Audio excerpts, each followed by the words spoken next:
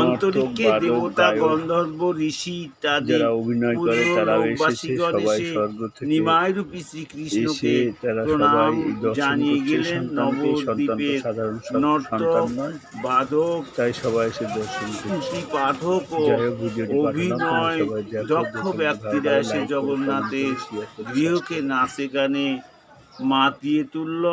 বৈষ্ণবের সকল গুণে গুণবান জগন্নাথ মিশ্রের ধন ভোগ স্পৃহা ছিল না, কিন্তু শ্রীকৃষ্ণের আবির্ভাবে ব্রজরাজ্যের মতো শ্রী গৌরাঙ্গের আবির্ভাবে তার গৃহটিও ধীরে ধীরে প্রভাবিত ধন সম্পদে পূর্ণ হয়ে উঠতে লাগলো। এর ফলে তিনি তার আকাঙ্ক্ষা মতো নরনারায়ণের সেবায় সমর্থ হলেন।